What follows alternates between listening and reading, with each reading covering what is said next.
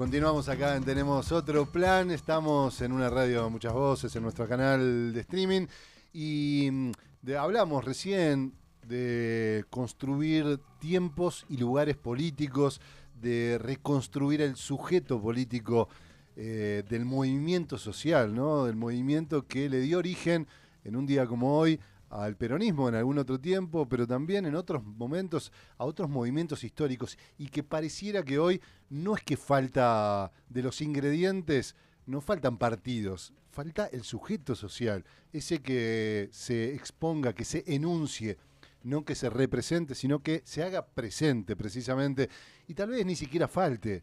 Lo que falta es que lo podamos reconocer, podamos integrarlo, podamos darle identidad y tal vez sí salir de la impaciencia política que marcan muchas veces los tiempos electorales, que son importantes, son muy importantes, por lo menos todavía lo son, pero no pueden marcar siempre la impaciencia y los tiempos del sujeto político. En las sierras cordobesas particularmente existe ese sujeto que podemos llamarle socioambiental, pero tal vez sea demasiado restrictiva esa definición, porque va generando reivindicaciones. Recién decíamos que el movimiento tiene que tener esas características, de alguna manera ser imprevisto o imprevisible para el orden existente, que de alguna manera corte la reproducción, y también que vaya en algún sentido, en el sentido de más igualdad. Bueno, esas dos condiciones parecieran estar dando vueltas en una idea de cierto vacío político. Hay luchas que se van reivindicando, un vínculo distinto con la naturaleza y también una integración comunitaria. Lo tenemos en línea y teníamos hace rato ganas de hablar con él y lo agarramos con señal de manera excepcional.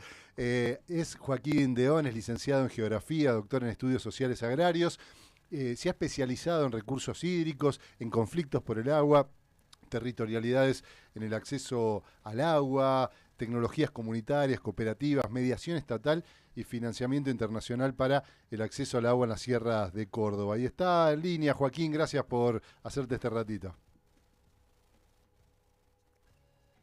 Hola, ¿cómo está todo el equipo de Una Radio? Un alegrión encontrarnos acá. Al fin pudimos alinear astros, serranías y la mar en coche para poder encontrarnos acá en este momento. Así Así que es. muchísimas gracias. Bueno, gracias a vos porque además, bueno, le decimos que no es que está sin señal porque se hace el privilegiado, sino porque anda siempre ahí cartografiando territorios y muchas veces sin señal y además con mucha tarea. Es docente en la universidad también, está ahora llevando adelante un proyecto de extensión en nuestra vecina localidad de Charbonnier, junto a amigos y compañeros, para poder llevar adelante un diagnóstico para el ordenamiento territorial, un tema que tocamos juntos, una canción que estamos haciendo en conjunto y que precisamente mañana Joaquín inaugura además la diplomatura en ordenamiento territorial. Pero quería que hablemos un poquito de este título que nos sugerías, Joaquín, que tenía que ver con esta geografía de las luchas y cómo desarmar este destructivismo institucionalizado, decías vos, una expresión que a primera vista hoy parece estar dando vuelta en la discusión pública en Córdoba. A ver, ¿cómo lo definirías? ¿Cuál es el interés de hablar de esto? Bueno, el interés de hablar de esto es que ha habido una serie de incendios muy fuertes que han conllevado violencias múltiples en el último tiempo, en los últimos meses, para ser más preciso, en toda la región. Eh, y es importantísimo que podamos empezar a desmenuzar algunas de las cosas que han ocurrido en este tiempo en torno a la mayor sensación y visibilización también de violencia que se ha visto en estos territorios, en donde en el contexto de los incendios, por ejemplo, se pudo ver mucho enojo, se pudo ver mucha presencia de una comunidad movilizada, producto de procesos de organización colectiva de incendios anteriores, en un momento donde se originaron esos procesos de organización colectiva a partir de ciertos sentimientos de libertades cortadas en el contexto de la pandemia. Recordemos que la gran mayoría, por ejemplo, de las brigadas que se originaron, esta treintena de brigadas que existen en la provincia de Córdoba, se originaron en el contexto de la pandemia. Había algunas que ya estaban anteriormente, en Punilla, algunas otras en Sierras Chicas o en Tras la Sierra, pero la gran mayoría se originan en ese contexto en el que había mucha bronca acumulada, pero también esa bronca acumulada se vio hecha tejido comunitario defendiendo los territorios en los incendios de la pandemia. Ahora en los incendios últimos ha pasado algo complejo, que es que ha habido brigadas que sufrieron apedreos, a las que no se les permitió ingresar a los territorios,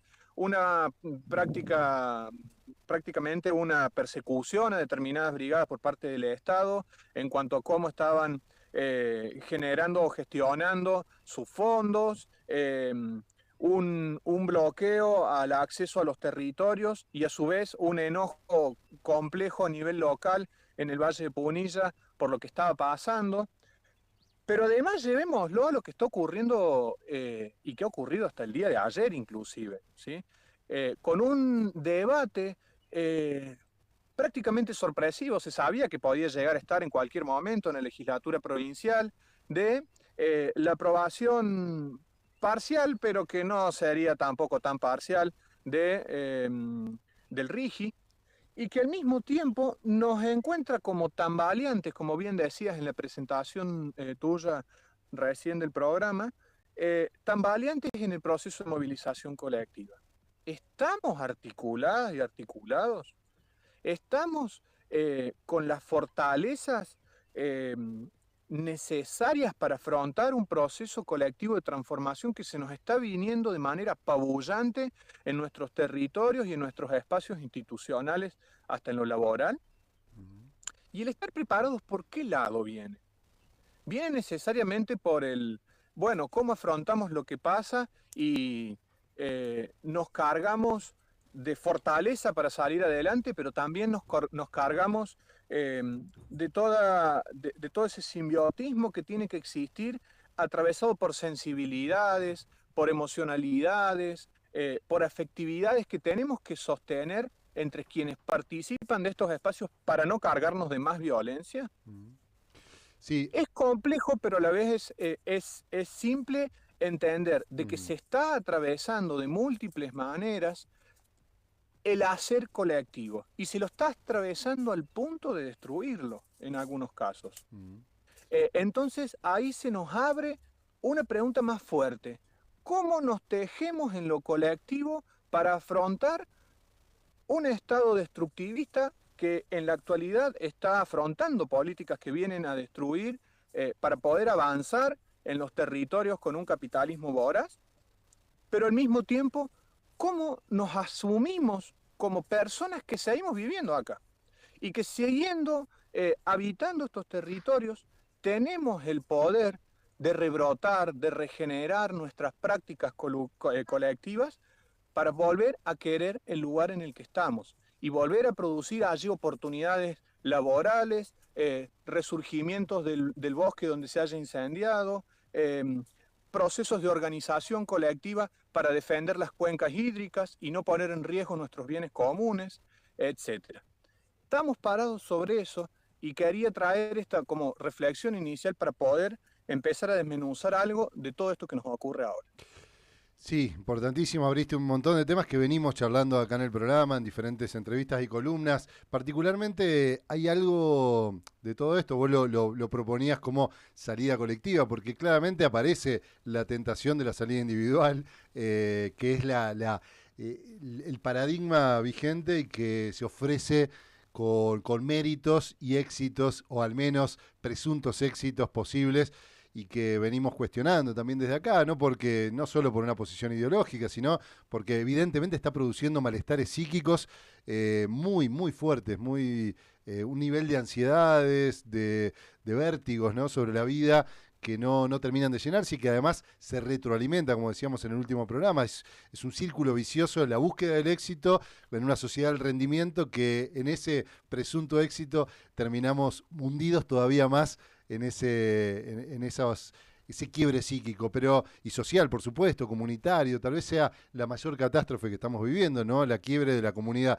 Ahora, ahí me gustaría que con vos podamos poner sobre la mesa un tema que tiene que ver con el paradigma vigente, porque puede haber una discusión sobre las responsabilidades que tiene tal funcionario, tal Estado, tal parte del Estado, tal fuerza de seguridad, que eso, yo insisto, necesitamos también clarificarlo y que la justicia pueda decir, che, acá hubo, tomar todos los testimonios y tener responsable de todo esto. Ahora, por otro lado, lo que sí está sobre la mesa es que hay un cambio de paradigma, que se esté hablando del monte como combustible, que las fuerzas de seguridad se retraigan a la protección de las viviendas y de la vida humana y que la protección de los servicios ecosistémicos, lo que puede ser toda una cuenca, no aparece en los registros, ni siquiera en las órdenes que se ejercen. Bueno, ahí hay todo un paradigma. ¿Cómo fue esto?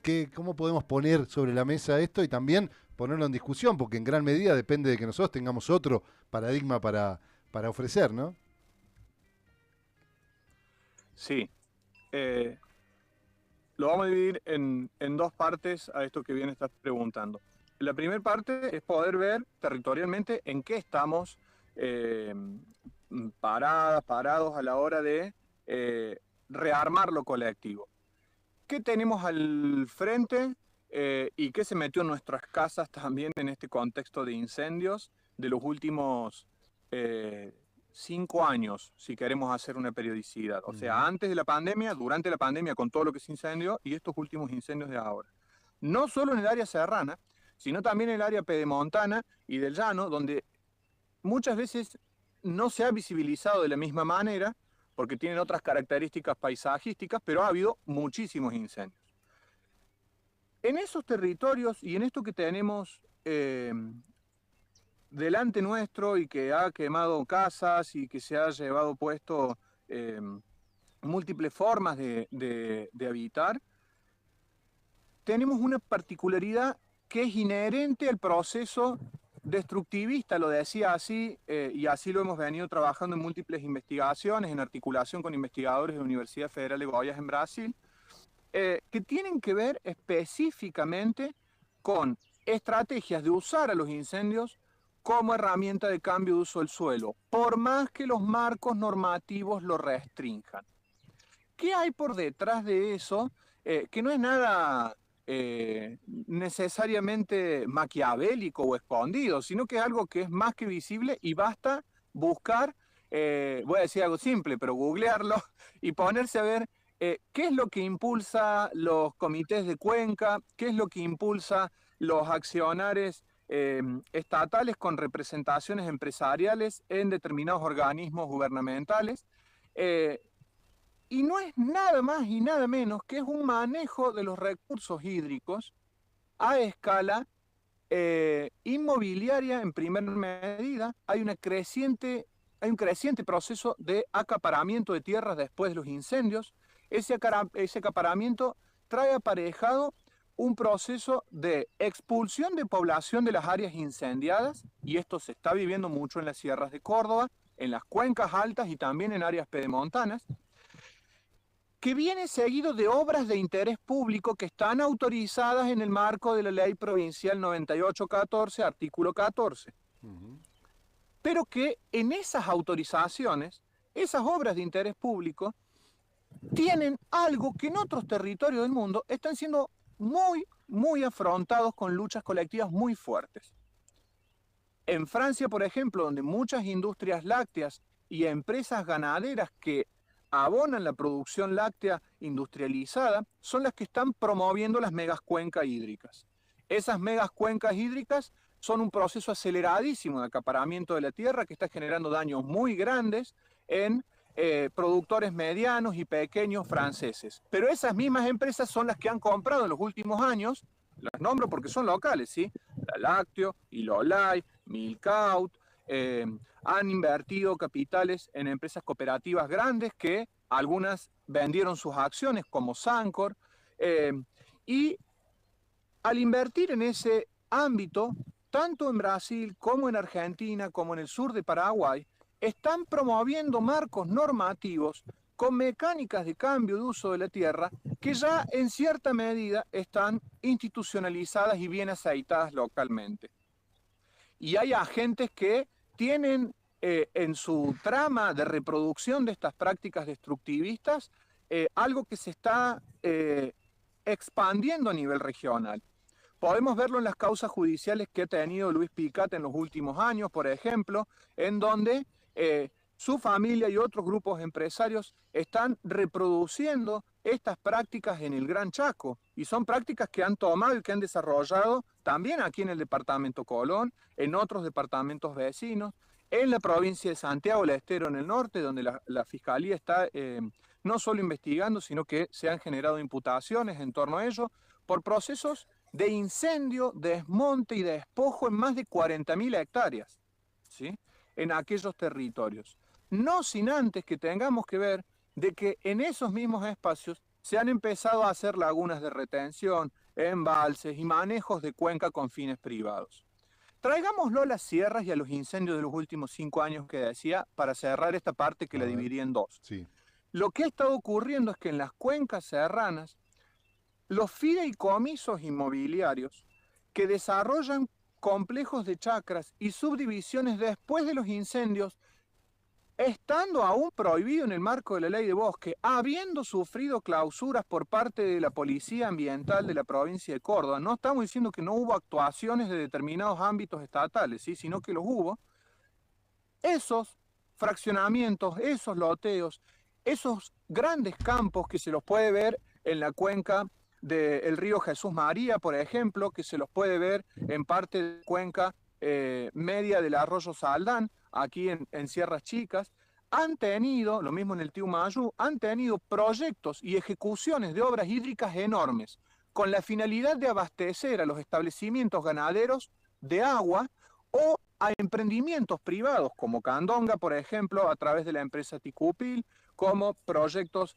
en la localidad de La Calera, como proyectos más al norte en lo que es la comuna de La Pampa, que han generado cambios en el uso de la tierra, aún sin estar autorizados esos cambios de uso del suelo, con la excusa de una obra de interés público como lagunas de retención.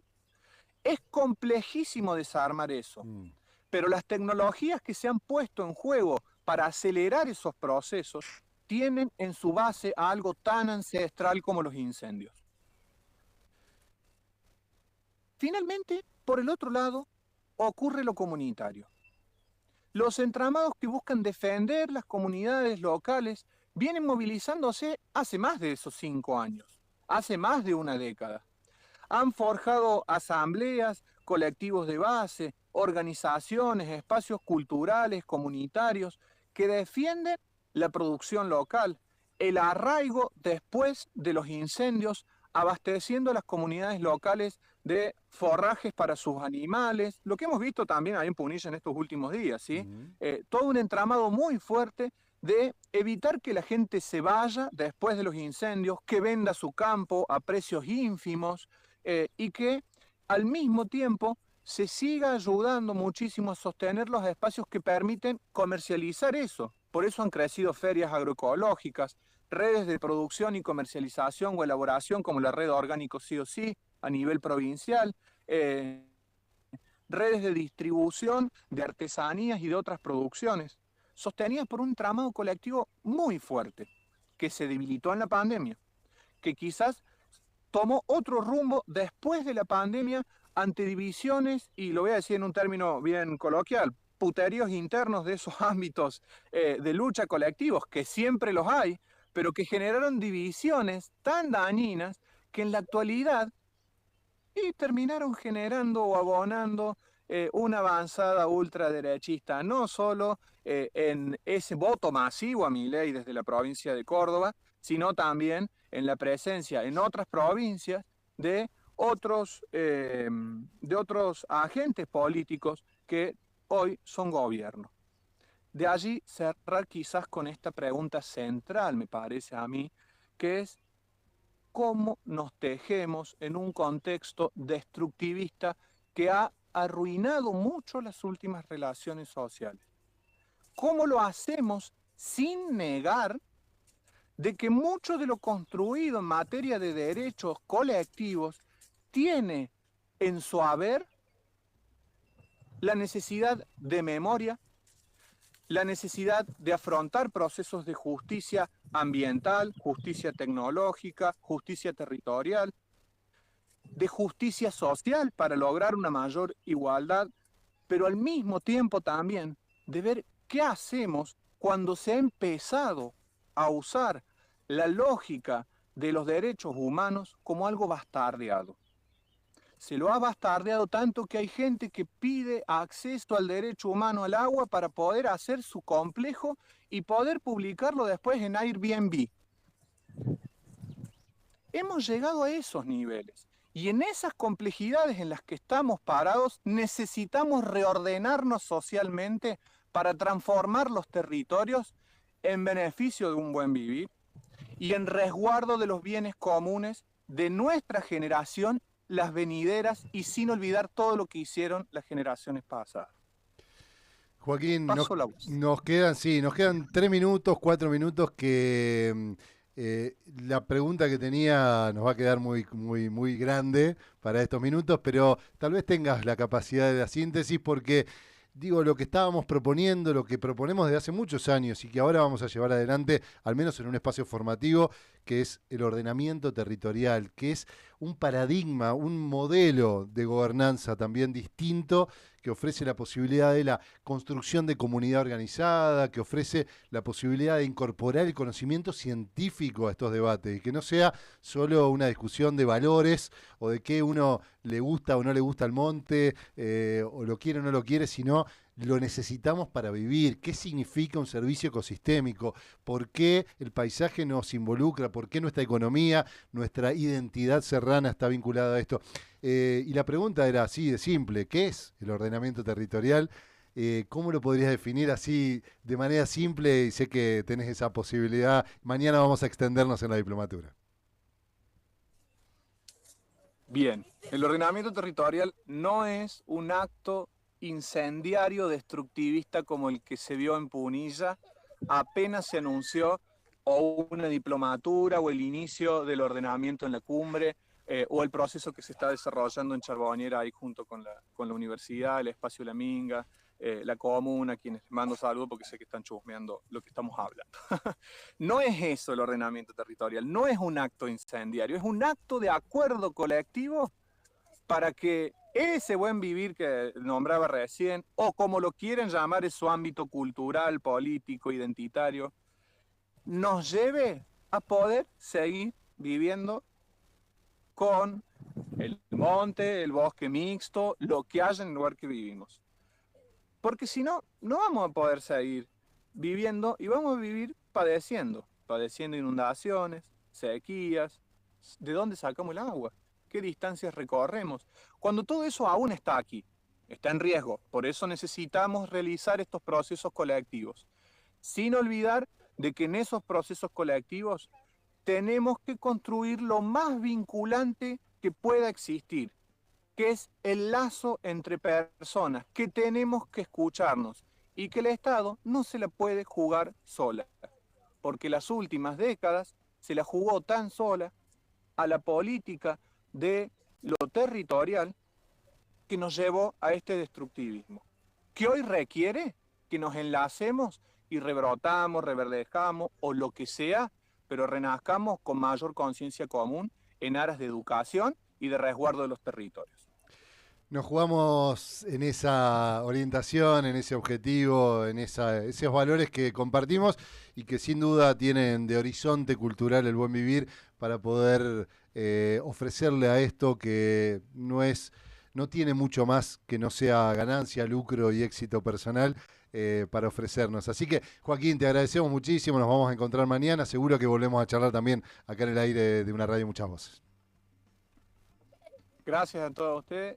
Abrazo enorme a todo el equipo allá y abrazo a las personas que también están formando parte de esto. Gracias. Que anden bien. Ahí estaba, conversábamos con Joaquín Deón.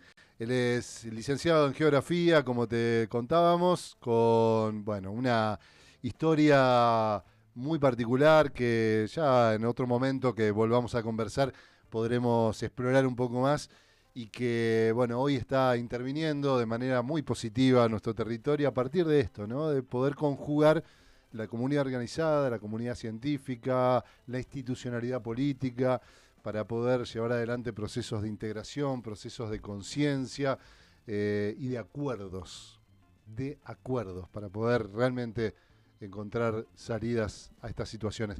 Nos vamos a reencontrar nosotros la semana que viene en un nuevo episodio de Tenemos Otro Plan. Recuerden meterse en nuestro canal de YouTube, ahí están todos los videos, las entrevistas, las columnas, y le pueden suscribir y dar me gusta si les gustan estos contenidos y hacer su aporte también para que podamos sostener desde Cooperativa Viaraba esto y muchos otros contenidos que hacemos, como CDM Noticias, como Pintó Pururú y toda esta emisora, además de nuestros proyectos culturales. Lo pueden hacer a través de nuestro alias cooperativa.viaraba, todo con B corta, y nosotros les agradecemos. Nos reencontramos en el próximo episodio. Chao.